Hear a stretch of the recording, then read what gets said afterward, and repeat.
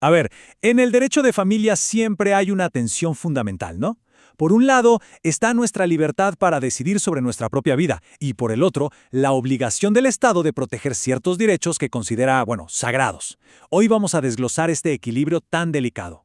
Y esto nos lleva a la pregunta del millón, la pregunta central de este análisis. En nuestras relaciones más cercanas, más íntimas, ¿hasta dónde llega de verdad nuestra libertad para hacer acuerdos?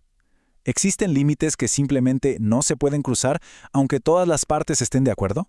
La respuesta, como se pueden imaginar, no es un simple sí o no. El derecho de familia es un terreno súper complejo, donde la voluntad de cada uno a veces choca con reglas que no son negociables. Así que vamos a desenredar esta aparente contradicción. Muy bien, entonces, vamos a meternos de lleno en el primer gran tema.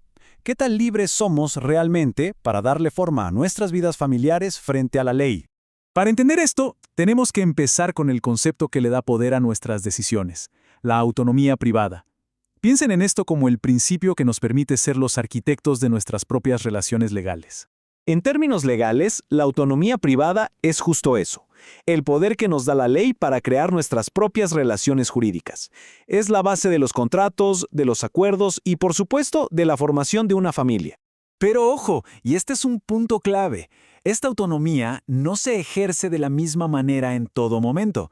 La doctrina, o sea, los expertos en derecho, distinguen dos fases, dos momentos muy claros dentro del derecho de familia. Primero, la creación del vínculo y segundo, la regulación de su contenido.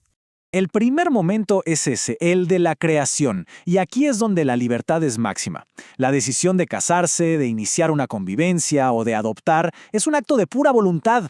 Es la decisión que da origen a una relación familiar que la ley reconoce. Pero como se imaginarán, esa libertad no es absoluta.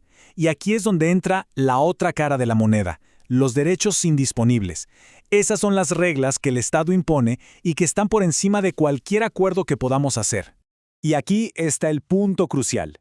Una de las características principales del derecho de familia es que sus normas son de orden público. ¿Qué significa esto? Significa que no solo buscan regular acuerdos privados, sino que protegen intereses que la sociedad considera fundamentales. Y por eso mismo, limitan lo que podemos pactar.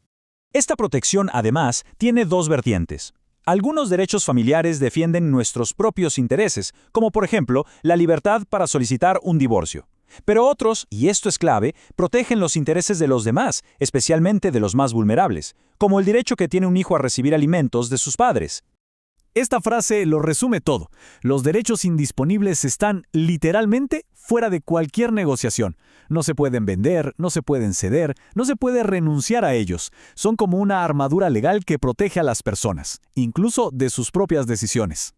Vamos a desglosar sus características para que quede bien claro. Primero, son inherentes, o sea, nacen con la persona. Segundo, no tienen precio, es imposible ponerles un valor económico. Y tercero, no se pueden transferir a nadie más y tampoco pueden ser embargados.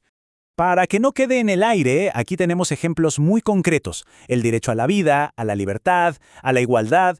Son derechos fundamentales que el derecho de familia protege de una manera muy especial dentro de las relaciones personales. Perfecto. Ahora que tenemos claros los dos conceptos, autonomía y derechos indisponibles, veamos cómo interactúan en los dos vínculos familiares por excelencia, el matrimonio y la relación entre padres e hijos. Empecemos con el matrimonio. Es un vínculo jurídico formalizado y reconocido por la ley. La decisión de contraerlo es, en su origen, un acto puro y claro de autonomía privada. De una forma bastante similar, el vínculo paterno-filial es esa conexión jurídica entre padres e hijos. Y puede surgir de la biología, claro, o también de una decisión completamente voluntaria, como lo es la adopción. Y esto es bien importante. Una vez creados, estos vínculos nos otorgan un estado de familia. ¿Qué es eso? Es básicamente una posición específica con un conjunto de derechos y deberes que nos ubica legalmente dentro de nuestro núcleo familiar. Y aquí regresamos a ese segundo momento clave del que hablábamos. Se usa la libertad para crear el vínculo, pero una vez que existe, su contenido ya no es tan libremente negociable. La pensión alimenticia, la tenencia o el régimen de visitas son materias de orden público. Por ejemplo, dos padres no pueden firmar un acuerdo donde uno de ellos renuncie al derecho de su hijo a recibir alimentos. Ese pacto sería nulo. En definitiva, Como vemos, todo se reduce a un constante ejercicio de equilibrio entre dos fuerzas muy poderosas del derecho. La clásica balanza de la justicia creo que lo representa a la perfección. De un lado de la balanza ponemos el peso de la voluntad personal, de nuestras decisiones, y del otro lado el peso de la protección de esos derechos que la sociedad ha decidido que son intocables. Esta frase encapsula la idea central de todo esto. El derecho de familia, en esencia, respeta la libertad de decisión, pero traza una línea muy clara. Esa libertad termina donde empiezan los derechos fundamentales de otros. Ese es el gran desafío y a la vez la gran sabiduría de esta rama del derecho. Y para cerrar, queda una reflexión en el aire. La sociedad cambia constantemente y con ella la idea misma de lo que es una familia. El gran reto para el derecho es cómo adaptar sus protecciones a estas nuevas realidades sin perder nunca ese delicado equilibrio que hemos analizado hoy. Gracias por la atención.